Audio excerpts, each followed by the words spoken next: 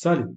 Dans cette vidéo, nous allons étudier les marges en CSS. Jetons un coup d'œil sur notre site de référence W3 Schools. Le margin, elle est utilisée pour créer de l'espace autour des éléments en dehors de la bordure définie à l'avance, avec ou à l'aide de ses propriétés, donc margin top, right, dans cette vidéo, nous allons étudier les marges en CSS. Passons directement à l'exécution d'un petit exemple.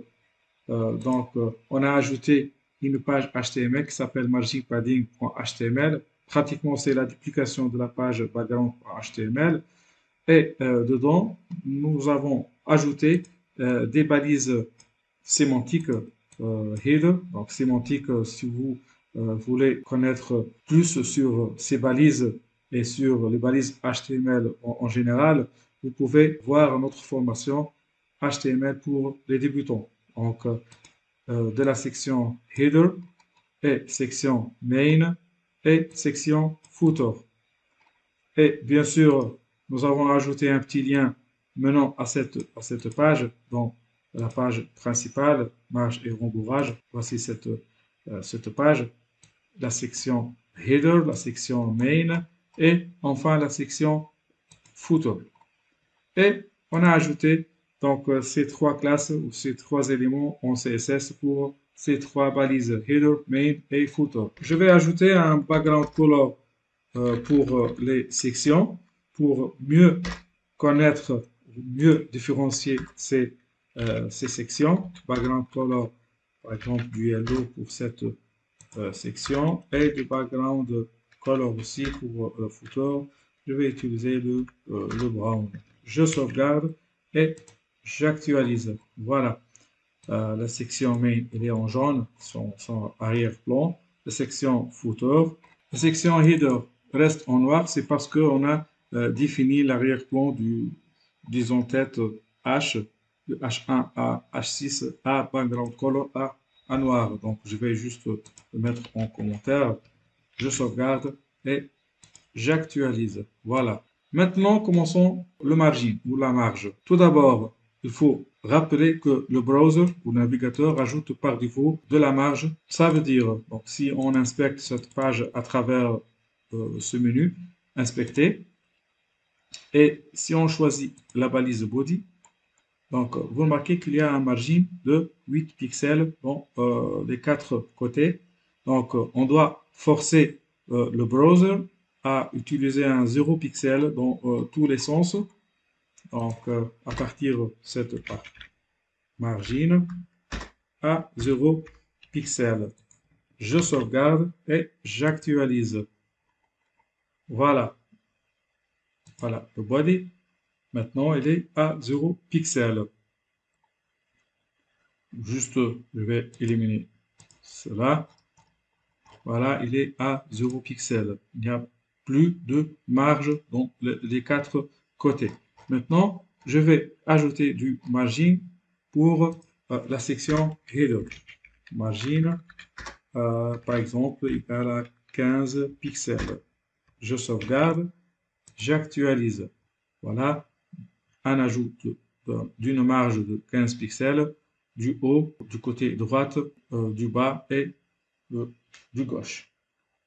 Je fais la même chose pour cette partie, 15 pixels, et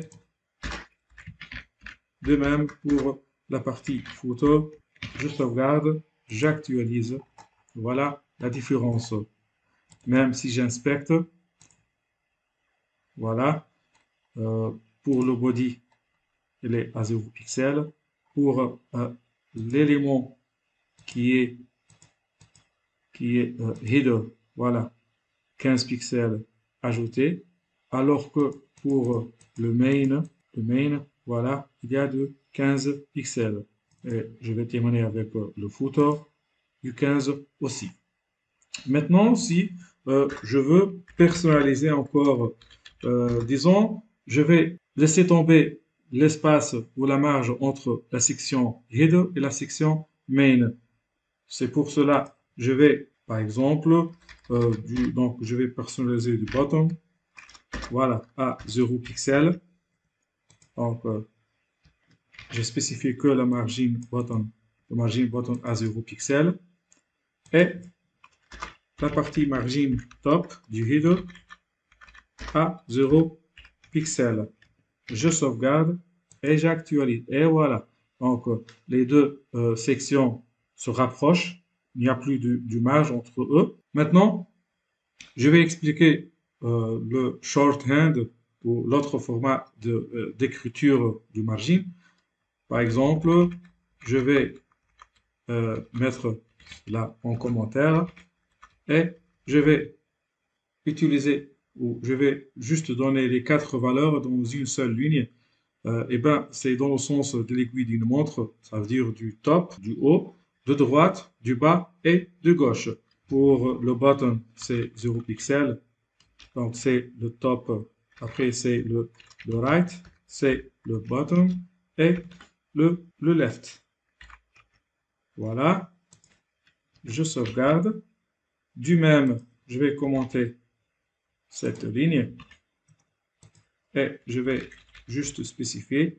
Le top, ça doit à 0 pixel. Ensuite, le right à 15. Le bottom à 15 aussi. Et le left à 15 pixels.